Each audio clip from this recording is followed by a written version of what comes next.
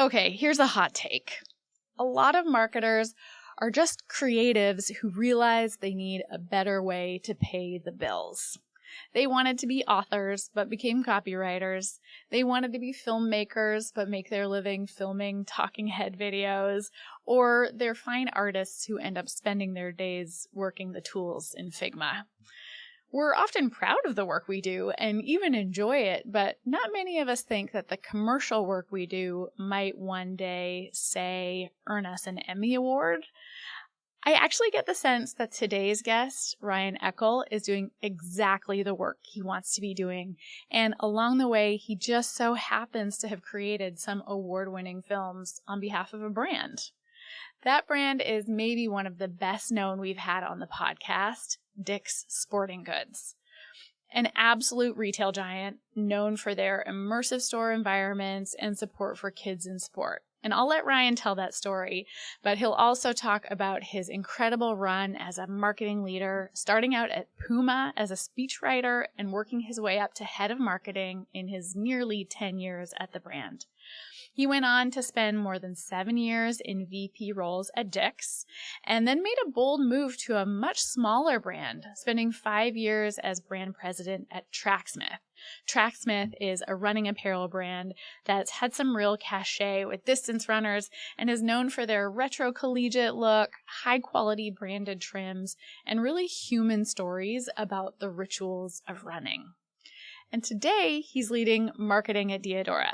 And I'm not being paid to say this, but Diadora is my go-to road shoe. I'm a big fan.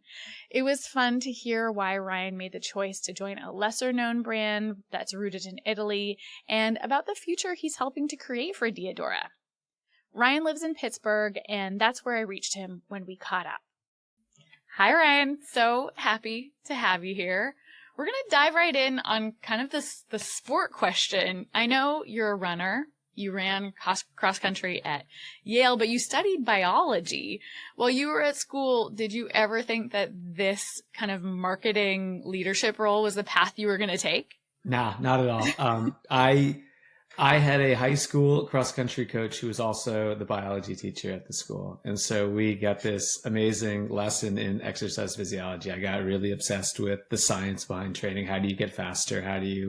What's actually happening when you're with your body when you're doing a workout? So I had this idea that I was going to study, molecular biology and then go become an exercise physiologist. And by the time I got through organic chemistry, I think I realized that my brain doesn't work the way it needs to work to excel at this. And so I had to kind of, I finished the major up and then I had to figure out what I was going to do. And I did what, it's probably unfortunately what most people at Yale do at that point, to go into consulting and try to figure it out from there. So that was my path. And fortunately, I was able to work for a small company where they emphasize the art of the written word. And I was writing speeches for the CEO of the company, who is highly visible in the industry. And from there, I just sort of kind of fell in love with the art of and the practice of communicating things. So that was the start.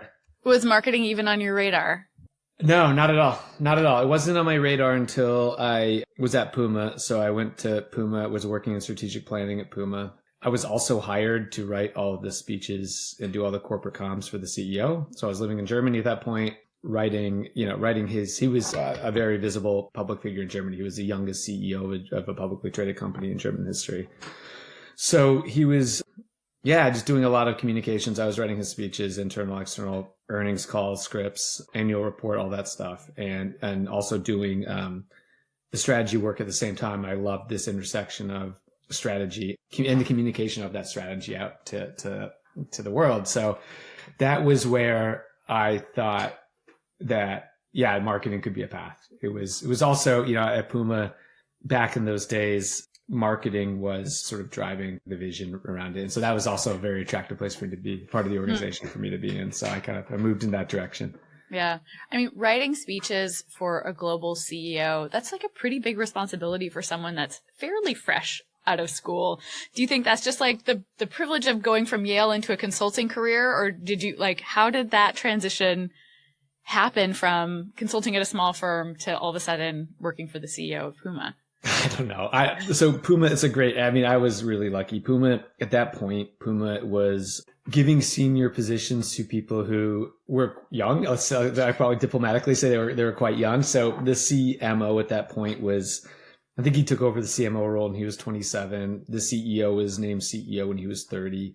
It was so I was young, but in the Puma world, it wasn't crazy. And I think, honestly, I think I just sort of uncovered that I was pretty good at shaping a story.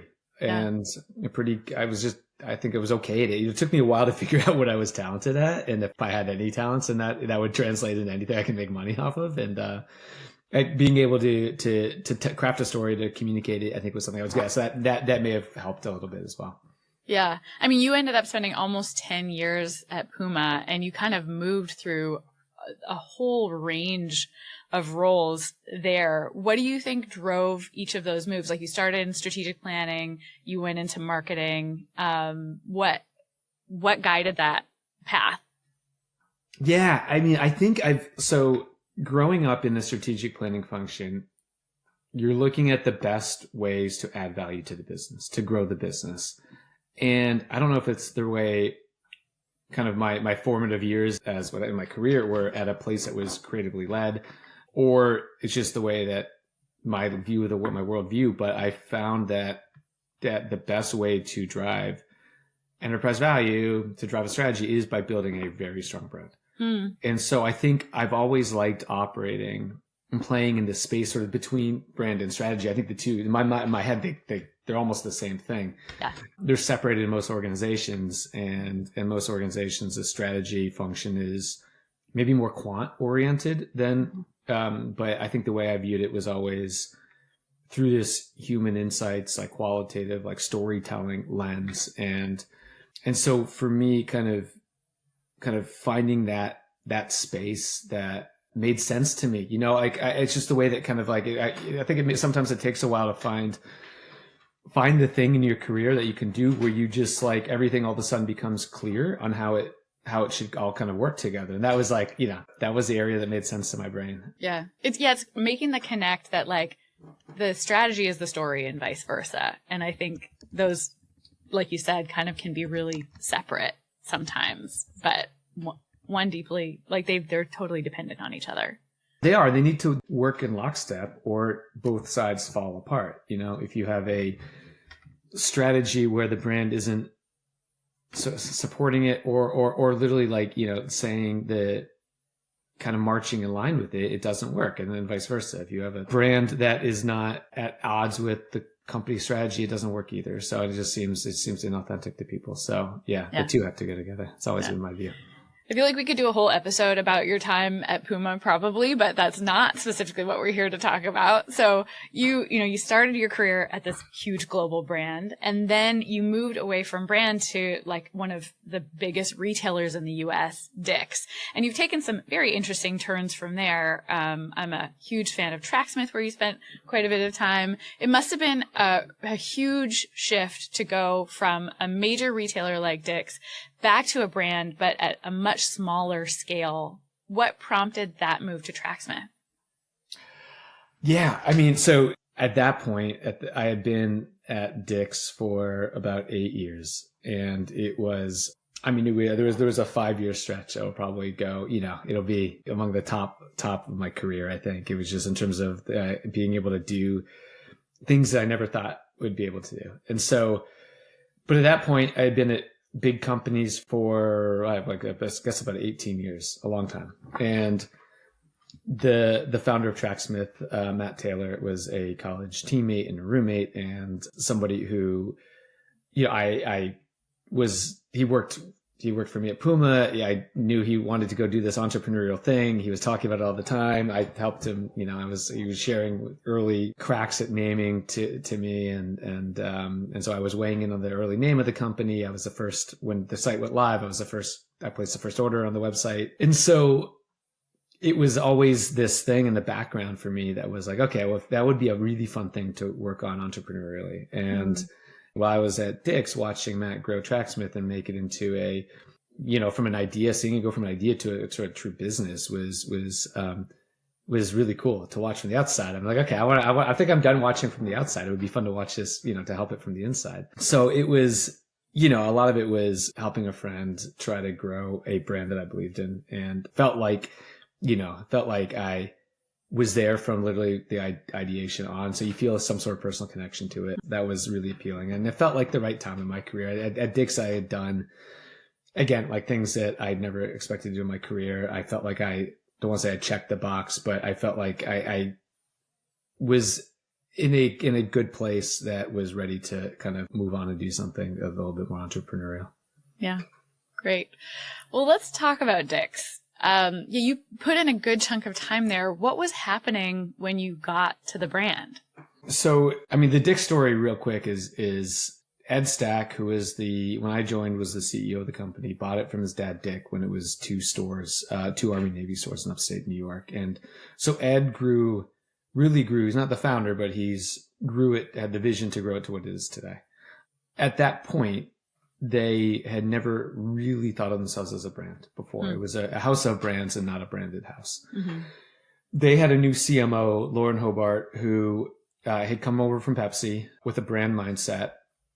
And Lauren now happens to be the CEO, which is another really, really cool story that I love. But Lauren and Ed saw where retail was headed in terms of everything, every product being available anywhere online.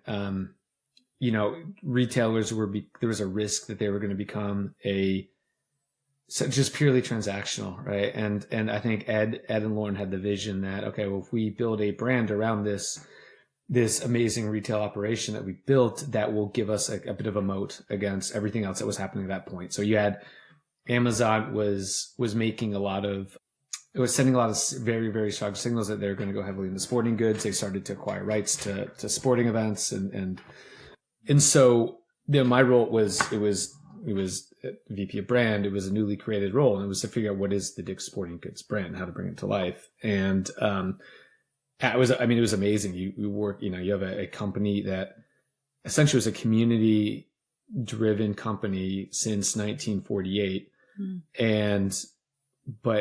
So you have all these incredibly rich, like authentic, real stories about why that business exists, why Ed is in that business when he could have done anything. This is the business he chose. So you can kind of tap into almost that founder mentality and unpack, okay, what is our vision? What is our purpose? All the things that like brand people tend to geek out on. I kind of had it was there already, like kind of ripe for harvesting. It was there, and the ingredients were all there. They just hadn't really been put together exactly the right way. So they hadn't thought about trying to put it together the right way, right? It was just, they, at that point it was, Dick's carries the best of Nike, the best of Under Armour, the best of Adidas, but the product, and it was about carrying the best, but it wasn't about really standing for anything beyond that. It was all in Ed's head. Like all he had to do was like unpack all that. He kind of had it. It was in his, I should say his head. It's probably in his heart as much as any place.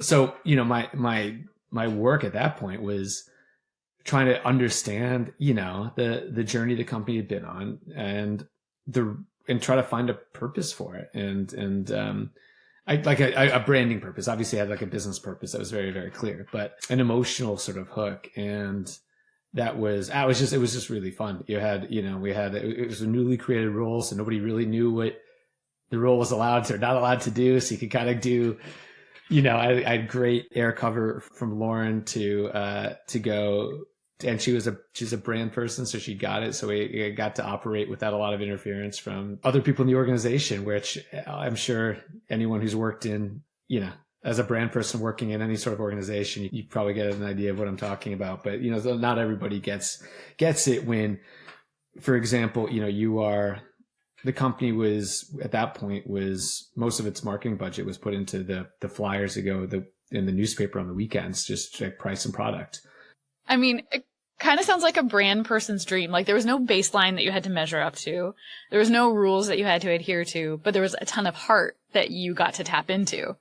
A ton of heart and a ton of ambition. A ton of, Ed wants to go create the best sports brand on the planet. And so having that ambition as the North Star just gave you a lot of freedom to do it. So and so there, we went from creating, again, like spending all the money on the thing that's in the insert in the paper to anthemic TV spots that didn't talk about any product. It didn't highlight any particular product, just telling a story. And that was, for an organization like Dick's, that was a massive change. Thankfully, Lauren and Ed were as excited about that stuff as I was, which gave us, the ability to it protected that work against, an organization where you have merchants and you have all sorts of other people who want their product included and all that typical kind of, this belief that my product being in the creative is going to make a difference in the sales of that product, right? We didn't have to worry about much of that stuff because we had buy-in from like the top. And so no, it was a dream. In some ways it was, in many ways, in most ways it was a brand marketer's dream. Yeah. Let's talk about those anthemic TV spots. Like, not many brand VPs can say that they've been nominated or won Emmy Awards for the work that they've done. That feels like a pretty rare position to be in. And when you came into the role, like you said, that absolutely was not happening. But there was a budget. Like, what was happening with that budget when you came in? There was a spend. When I was coming from Puma, we probably had maybe 2 or 3 TV commercials a year that we would do globally. And I walk into Dick's, and I think they had been producing something like 20 wow. TV slots a year. And it was, promotional stuff around the holidays, around, a sales associate walking down the aisle of the store, pointing out the deals. Typical retail stuff. And it was, and to their credit, like, it had been mostly working. Like, the company was successful at that point. Yeah. It wasn't not successful. But again, like, that's not how you build a brand. And we started to do some anthemic work that we all loved. And it was about showing these, just like these secrets to handshakes between athletes. And I work that today, to this day, I'm still like super proud of, and I get excited talking about it because it was a really fun moment in time. And then as we're doing that, we had this idea of, to really tell a story well, you need longer than 60 seconds sometimes. And we had an opportunity to do some documentary films just by talking through people we met, talking through people randomly in the industry. And we had been on this success track of doing some slightly longer form stuff digitally that was working really well, where you're just doing really, really deep emotive storytelling around sport. And so we started to price out what it would cost to do a proper feature-length documentary, and it ended up being honestly less than a 60-second TV spot. And so, at some point it was like, well, what if we, you pitched to Ed and Lauren, what if we, instead of doing 20 TV commercials or whatever it was, we do 19 in one feature-length documentary? And I'm not sure where this will go, but like, I'm pretty sure, looking at the world through a PR lens, I'm pretty sure we can make some noise around this if we do it well. And yeah, to Ed and Lauren's credit, they're like, great, that's great, exciting, good luck, and we found at that point we had our storytelling. We had a tight team of probably about 4 of us that were kind of handling most of the creative, and we knew what went into telling a good sports story, where it's real. We knew what this, like, the key elements of a good sports story were. We found when we were working with the Tribeca Films to source stories. And there's these 2 rival schools in Philadelphia that were major football rivals, inner city Philly. When these 2 teams played, they would have police line the fields just to, keep everything safe. And then one school shut down, they combined with the other school. And so all these kids who were bitter rivals the season before were now teammates. And so we had cameras rolling from day one on what that would be, and it ended up being this like lightning in a bottle of character of the way that season unfolded. We ended up, the documentary that we shot, it was called We Could Be King. It ended up winning an Emmy for best sports documentary. It beat out, 30 for 30 and all these other things that we had like idolized as people who kind of are you love the art of storytelling. And it was surreal for sure. It's surreal for me to even, it feels like it's like a different lifetime where we were doing that stuff, but it was fun. And the cool thing was we ended up we had partnered with ESPN a little bit on it. They had agreed agreed to air the documentary once, I think. And so once it won an Emmy, I think they aired it all summer. And so we got a ton of just like, just value out of it. It was great. And it helped, I think, change people's perceptions of kind of the type of creative that we would do and the type of marketing that we would do.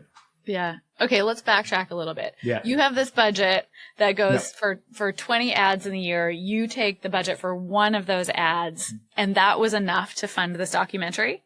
Yeah, it's probably more than enough, honestly. I think, it was, just to use round numbers, let's just say it was $1 million to create a TV spot. It was roughly that to create a documentary film. And I think that part of that is actually like the management fee of Tribeca. And so I think like production costs are probably actually quite a bit lower than that. But it was, it's like, there's all sorts of things you could dig into around like, is the industry overpaying for what it costs to produce a 60-second spot to our documentary filmmakers, probably undervalued and underpaid. That's probably more likely the case. But yeah, it's like the power of a good story is so valuable, right? So if it's for me, if you can tell that well over 60 seconds or 90 minutes, and it's, we have seen it like time and time again, it builds a business. So yeah.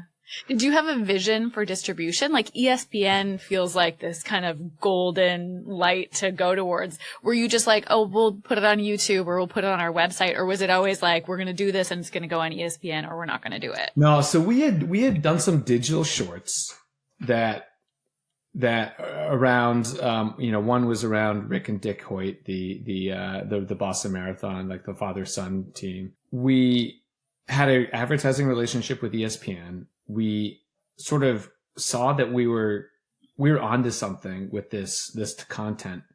We showed it to a bunch of people at ESPN, and I was nervous. Here we are, like an advertiser showing ESPN of, at that point, the gold standard in sports content. Like, hey, here's what we could do too. And we literally had we had a hand around Kleenexes after the 2-minute film stop because there were tears in people's eyes. And at that point, I think we had the idea of doing this longer film. We said, and distribution was super important, right? We're not going to produce a 90-minute. That's the big question. Produce a 90-minute film. You don't just put that on. You could put it on YouTube, I guess, but I didn't feel like the right move.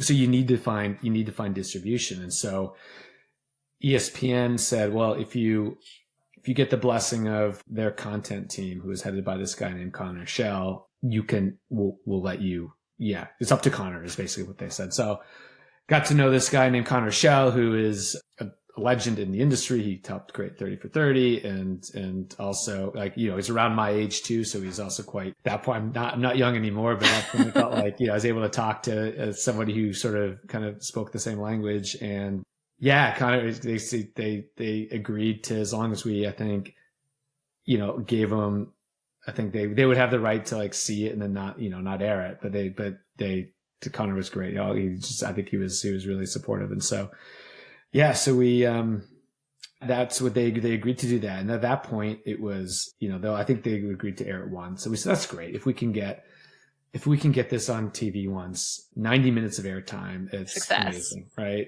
And so, yeah. And then it ended up being such a great film, and all the credit goes to the directors, Judd Ehrlich, who's brilliant at this stuff. Judd made this film today that I think is, it's great. And so, when you make good content, it's not hard to find eyes on it. It's at that point, this was early. I don't even remember what year it was. It was probably about 10 years. So probably 2014. It was, the early days of brands producing high quality content. So we had to convince a lot of people that we were serious about this. It wasn't easy to get people on board. I think having Tribeca involved was a deliberate, intentional decision because we knew that their name attached to it would give it credibility, and it didn't hurt that ESPN also had a relationship with Tribeca. So yeah, we're just, all these things, like, it's like anything.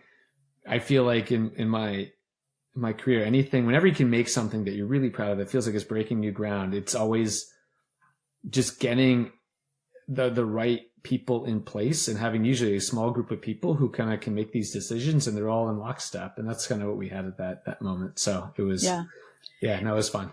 And you had a truly good story. So it sounds like everyone in the room at ESPN was bought in because they felt the emotional arc of it even before it was fully made.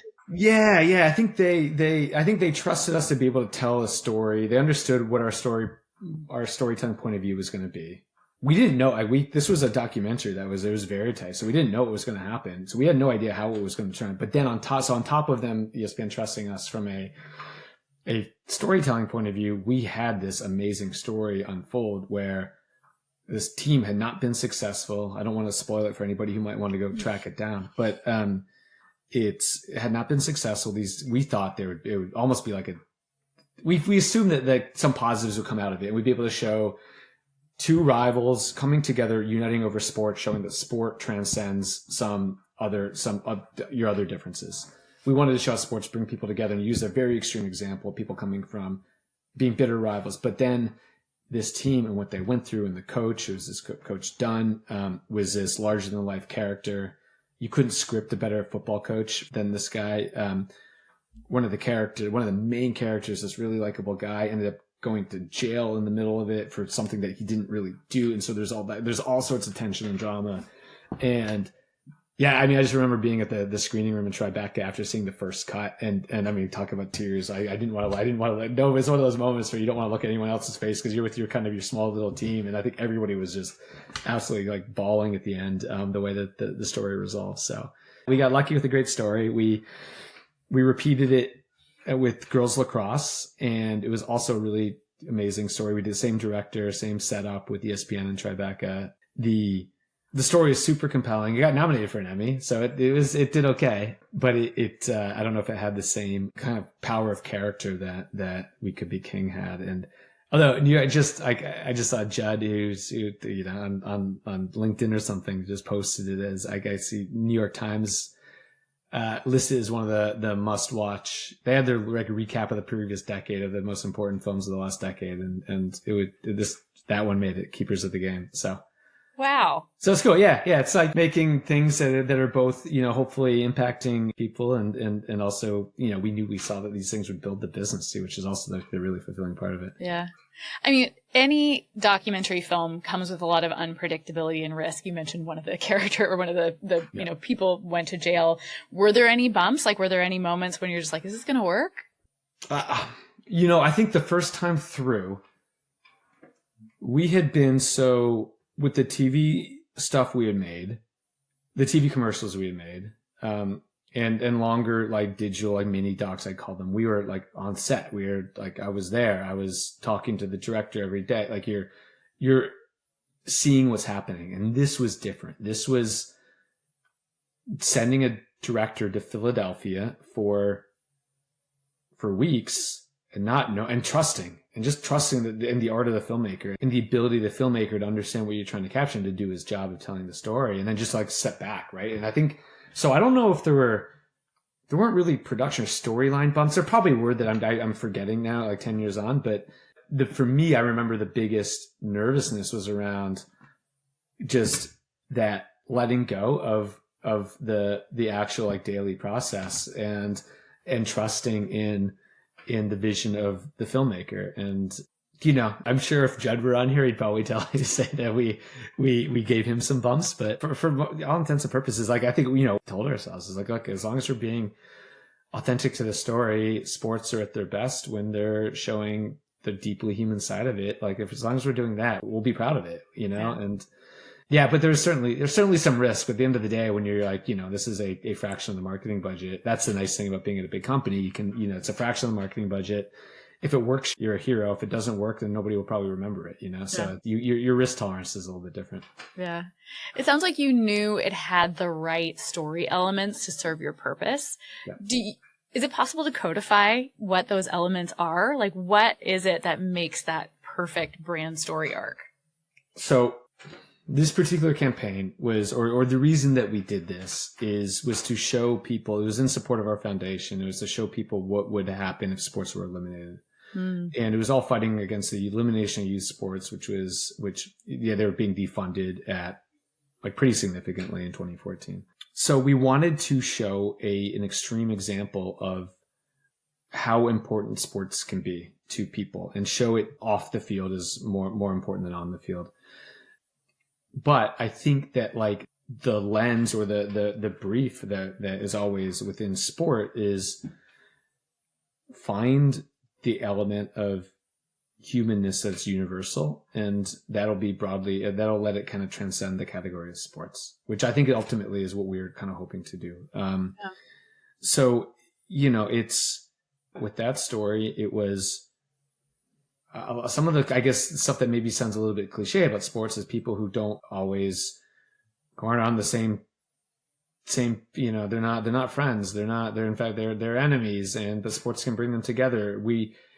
The risk was I think that would come across as maybe a little too cliche if we didn't treat it the right way. But like, fortunately, the story went, and again, this is a credit to the filmmaker, but with the intention of looking much deeper than that superficial story, you're able to find something that just felt like it just really like you connected with these characters and you're rooting for them and understanding what they're going through in their life on a daily basis, just to be able to play, to get to the field, to get to school, to all that stuff. I think when you're able to go a layer deeper, and get to like the humanness of it. I mean, it's not rocket science, but it's probably, I think what's challenging for marketers sometimes is to do that while they're also, trying to be responsible for a brief of showing a certain product or not treading into any waters that are either, socially risky or politically risky or whatever. So I think to be real and to tell a true, authentic story that has a sharp point of view and is resonating with people while also serving all the other masters that you have as at working in a company is sometimes like the balancing act. Yeah. What's the balance that you strike as far as incorporating the actual brand? Like in this particular film, does Dick's get a mention? Is it completely story? This is also something we thought really, really hard about. And I had a very, very strong point of view on it that Dick should not be mentioned anywhere. We should never organize, we're not going to organize a trip for this football team to go buy their stuff at Dick's Sporting Goods, right? That could be like, there's some easy things you could do. Yeah. But the deal with ESPN was that in going in and out of every commercial break, we would get a block to mention what we were doing. So we would give a stat about youth sports. So it'd be film would end, go to commercial break. We agreed with ESPN that it's going to be pure story. So we would have a block saying that, I forget some of the stats at the moment, but X percent of that. In 2013, Dick supported this many teams or contributed. Yeah, not even about Dick supporting teams. It was about what's happening to youth sports. Oh, wow. It was about funding. And then we would go into, then we would buy. So we placed a buy for the first spot coming out of that block being a Dick's ad. So we essentially sandwiched the content, the brand content with our advertising content.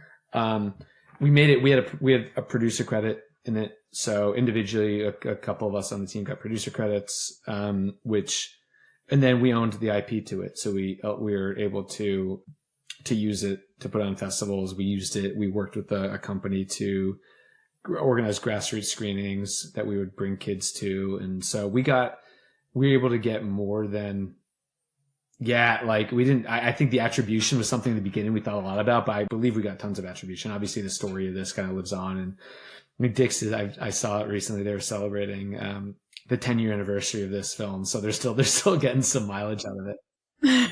They're getting distance off of it. How did it change? Did it change fundamentally how Dick's does their advertising? No. So at that point, we used media mix modeling to look at the performance of everything. And it's probably the only measurement approach that I really believe in, because it looks at everything. It looks at macroeconomic trends. It looks at the weather and brick and mortar retail when weather is really important. It looks at every marketing input, obviously, and it regresses everything. And what we found time after time after time is that whenever we engage in pure storytelling, whenever we would put an anthemic TV spot out that would not feature any individual product, but just tell a great story versus a hard-hitting, more kind of performance-oriented ad, the storytelling would win every single time. And it was very clear that this stuff was working. I don't know if it changed how they approached the advertising. I think there was a small group of us. The agency at the time, Anomaly, was a little bit involved in they were very involved in the TV stuff. I think a lot of it kind of the approach to film stemmed out of the work we were doing with Anomaly. But now I think for the most part, I think the approach is there's a couple people there who are carrying the torch with the same approach, I guess. In fact, I think I just saw that they just got nominated for another sports Emmy for something. Oh, amazing! I'm not up to speed on it, but that's somebody there is trying to continue it, which is great. Yeah. So they're carrying the storytelling torch forward at Dick's. How have you carried that forward as you've gone on to Tracksmith and now Diadora? Like, what are you bringing from that into your roles now? And like, is that repeatable on a smaller scale? Yeah, I think so. Like, I think, every brand, every company is a little bit different. I think what I found that I really enjoy, and this is like, I think me being at Diadora now is like reaffirming it, is like dusting off these legacy brands. That dusting off is the wrong way to put it. Finding the nuggets of the story that in a modern world are interesting and salient and resonant with people. And that's what I loved about Diadora. It's what attracted me to it. It was also founded, ironically, it was founded in the same year as Dick's. It was founded in 1948. Also, Puma was in the same year too. It's funny. I guess I have a thing for companies that were founded in 1948. It was founded by this family that was obsessed with sports in this region in Italy that is, you could argue, and it's a very convincing argument, like invented footwear. It's in the foothills of the Dolomites, 45 minutes north of Venice. They've been making shoes in that region for hundreds of years, going back to the building of Venice, when they had to equip the lumberjacks with footwear to go in the woods behind in the office to cut down the trees that became the platform for the building of Venice. It's a region that's highly specialized in making footwear.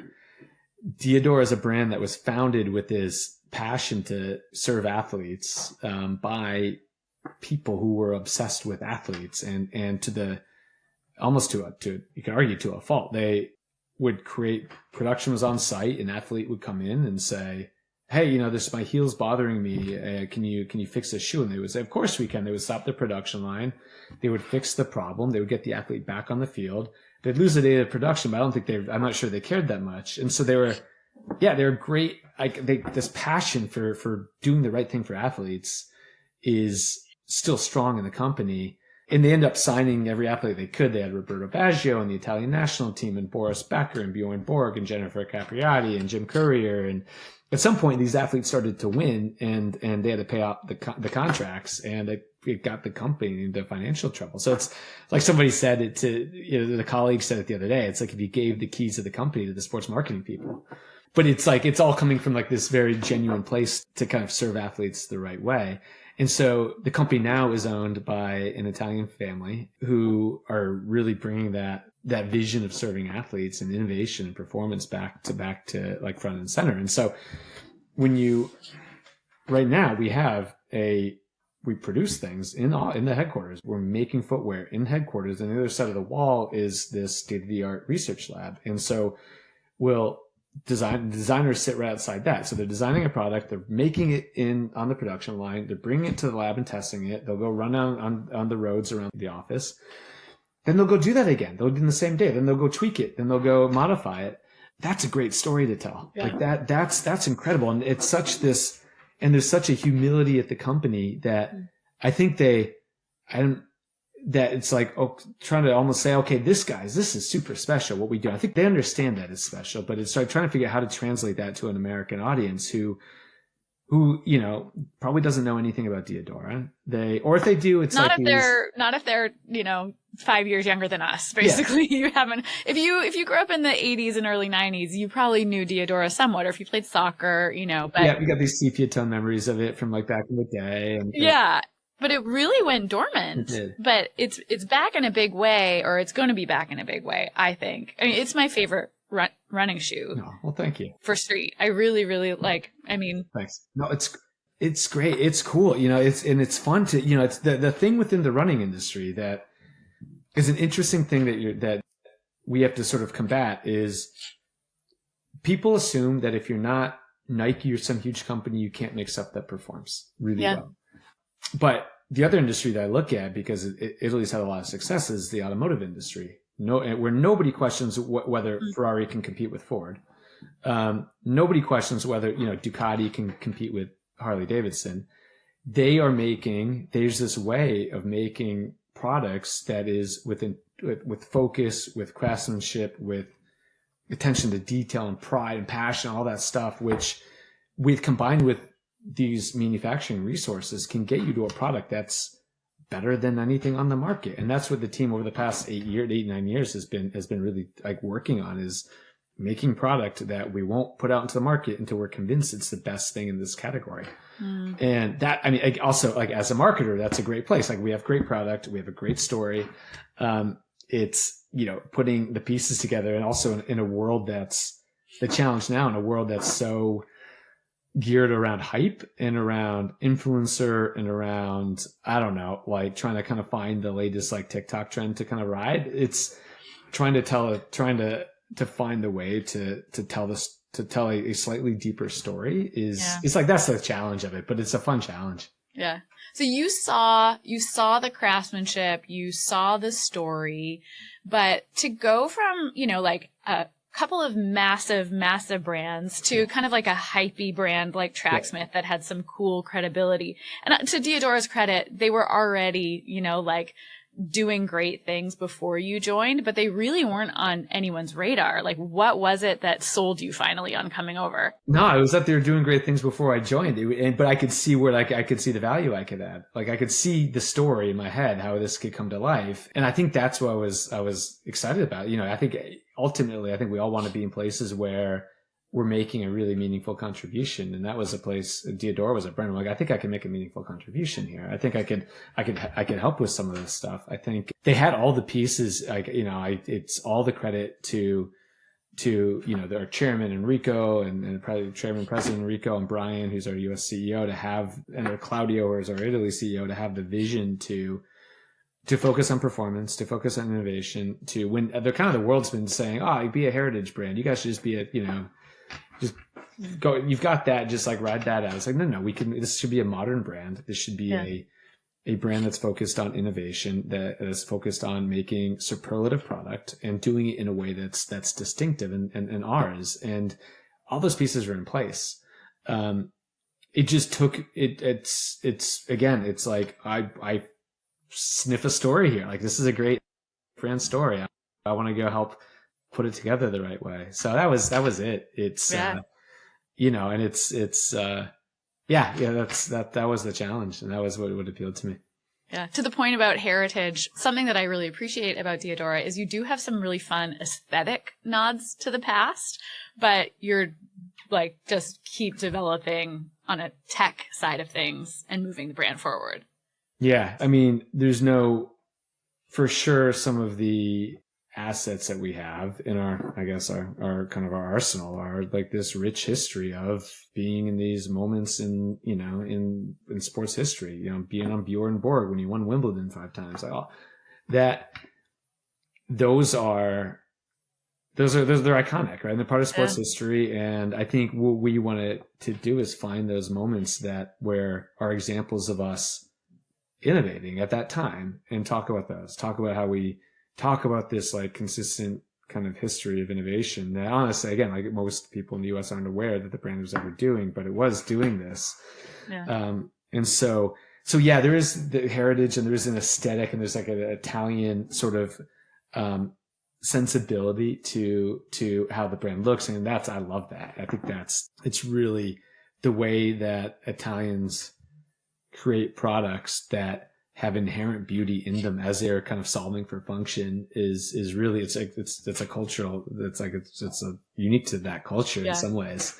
And so be able to tap into that, like really kind of like embrace that as part of who we are, but but think about how does that translate into like the next 5-10 years. I think that's the fun bit. Yeah, which kind of brings up my next question. You're not quite at a year there. I think, is it July? You'll be at about a year. Yeah, I think July, mid-July. Yeah. So what's been happening since you came on board? So we've been, so for me, honestly, a lot of it was just trying to really like get under the skin of the brand and understand what the brand is and who it is, and truly understand that story, because it is like you have to, I don't know if it's the way my brain works, but it works probably too slowly in some of these things. It takes me a while to kind of to marinate in the brand and then to unpack it and to try to figure out what those salient points are. So, what I want to do now is just really find ways for people to understand how what we do and what we make, how the way we make product is different. And it's better as a result of that difference. That's like storytelling. We're launching, we just launched a new made in Italy shoe and was able to host a number of, people from the US run media over at our headquarters in Cairano, and show them that. So I think we want to do more show and tell, honestly, like I think that's like, we're still tiny in the US. And so I think starting with word of mouth, with letting people, like showing people the story, letting them just tell the story on our behalf is. They're a conversation piece. Like, I get given a lot of product, but because I truly love my V7000s, like I wear them out. I regularly get asked, what are those? People don't know what they are. And there's always an opportunity to tell that story, and people find it fascinating, especially if they knew the brand growing up. If they never heard of it, maybe they're just like, oh, it's this new brand. But if they knew it from the past, they're fascinated at this like really cool looking innovative shoe. Yeah. Yeah. And I think having those a couple of different reference points for people helps place us a little bit, right? Like it helps, but the brand was never really over distributed in the US. It never really went through that cycle of, when brands struggle, they'll flood the discount channels, and that usually damages the brand for years to come. That never really happened in the US. Most of people's associations, if they have them, are positive. And so, you get to work with that and be able to show this sort of forward-looking kind of viewpoint that the brand has around Italian innovation. And are you bringing that kind of producer lens? Are we going to see a Diadora film? Yeah, at some point we'll get there. I still think that the best way to connect with people emotionally is through film. That's the best way to tell a story. We are still doing, I think we're even like earlier stage than I mean, we're an old company, we're a company that's been around for forever, but we're also at a growth place in the US that is, we're still just trying to do a lot of like the basic things that you need to do to get a brand, to get traction. But films are definitely a part of what we want to do. It's the best way to, instead of like telling people about something, you show them and you let them feel it. It'll last a lot longer. Yeah. You mentioned the made in Italy shoe. Is that the Atomo Star? Yes. Yeah. So that's exciting. That's the successor to the V7000. What else should we be watching for from the brand?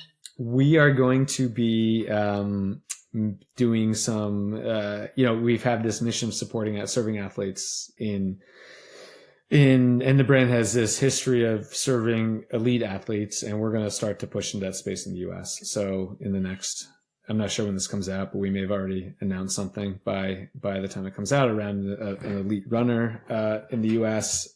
We are going to really, really focus on the running market because it is one that I feel like we have a really strong point of view on it.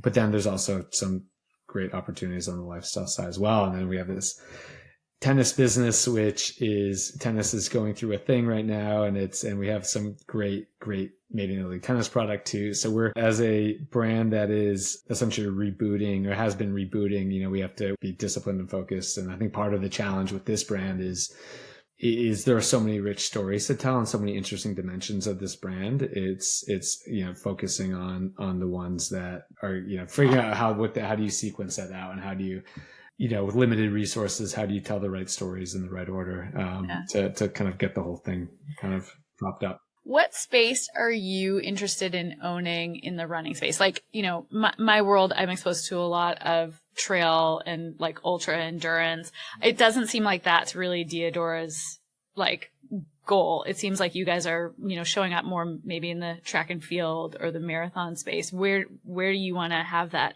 niche that you own? I think I'll say this, like every brand in the run category now seems to be focused on the marathon runner. The marathon, that's where the money is. I mean, the marathoning it's at an all-time high. It's become a hype industry in and of itself.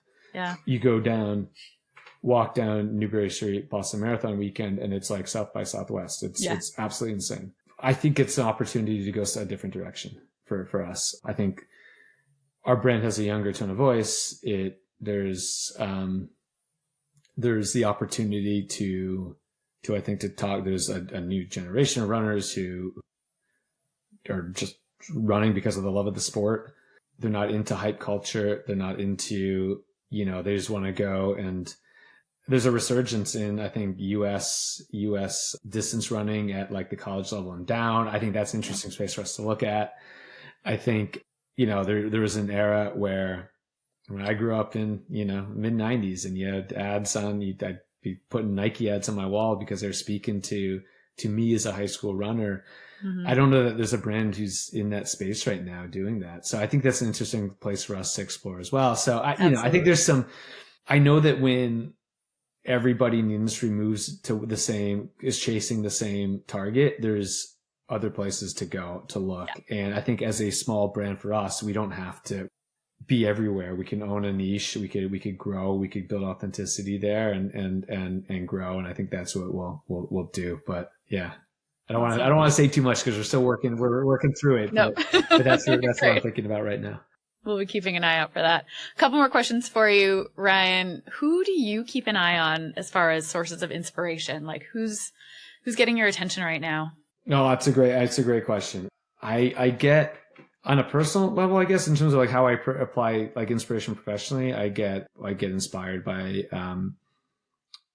people in other creative fields, whether it's art or architecture or music, or I think just understanding how and thinking through other people's creative process is fascinating to me. I think everyone has their own different process. So I think I love to, just to kind of, like people like in architecture, like Bjarke Ingels, who's one of the, he's just a really, really interesting mind when it comes to what it defines a space. I think that stuff is interesting. I in terms of other brands and stuff, I mean, I think right now there's so much going on within the running category that is inspiring. It's inspiring to see different points of view on the run category. I try not to look at that too closely because then it's like, you kind of, it pushes you to think a certain way without even realizing it. Yeah. You don't want to be derivative. Yeah. I think, other sports categories like cycling and I think actually, skiing is an interesting one. I'm a lifelong skier.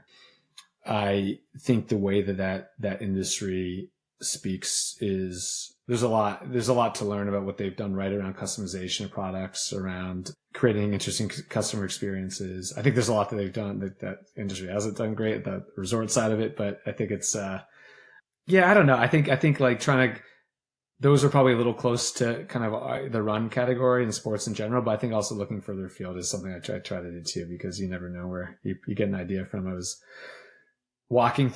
on a spring break trip with my family through my kids up through Vermont, and we stopped at the Ben & Jerry's museum, and I'm like, this is great. They're telling a story about ice, like just the way that they tell a story about the making of ice cream and doing it in a way that connects you closer to the brand and making that factory up in just south of Stowe feel like it's a pilgrimage. I mean, that's cool. They've infused so much purpose into ice cream somehow. So much purpose and personality into it too. And it's that to me, there are also analogs there to how we could treat our headquarters, where we're making things in our headquarters, and it should be a pilgrimage to see some of this stuff. So yeah, I don't know. I think you get inspiration from anywhere when you keep your eyes open. Yeah. Perfect. Okay, one more question for you. Yeah. What's the best piece of brand or marketing advice you've ever received or that you love to give your team? I mean, there's so many. I've been fortunate to have so many good mentors. I don't know. You are the average of the 5 people you spend the most time with, I think is great in terms of where you get inspiration from. I always like that one. I think now over the past decade plus, there's been a push for a lot of data kind of expectations within marketing, which is hard to, sometimes you feel really lonely when you're the voice of kind of in support of storytelling and, frankly, a brand, when everybody else is looking at ROAS and CAC and LTV and all these other metrics. I think being brave in those moments and being kind of holding to your conviction, because it does feel like there's not many people who are in marketing roles now who kind of start with a storytelling lens. They usually tend to start with a data lens and then figure out the best way to tell a story in this 6-second ad, right? Which is, backwards, I think. But so I think it's just being, if you're a story driven marketer, I think it's about being confident, being brave. And when it feels lonely, know that you're not alone. There's but I've talked to a lot of people who feel like they're like this one, sometimes you feel like you're the crazy person in the room where you're armed, confronted with a bunch of data saying why everything should go into performance marketing. And you're like, that doesn't feel right. Nope. So yeah, that's probably those things. Awesome. Perfect note to end on. Ryan, where can people find you online? Usually like not much of a presence, but no, I'm on LinkedIn. Find me on LinkedIn. Love it. Awesome. Well, thanks so much. This is great. Yeah, thanks. This was fun. That was Ryan Eckel, CMO for the US at Diadora. My Best Campaign is produced by Monday Creative, and it's hosted by me, Amanda Lee Smith. Our sound engineer is Andrew Bagaspas, and our theme music is by Stephen Cowley. We want to hear more interesting stories behind great campaigns. And so if you're a CMO or a VP of marketing or brand or a founder with a great story, get in touch with me. You can email me at amanda@mondaycreative.co. And if you're listening and you want to hear more of these conversations, then absolutely follow us on your favorite podcast app. Tell all your friends in marketing about us, and keep track of new episodes on Instagram over at mondaycreative.co.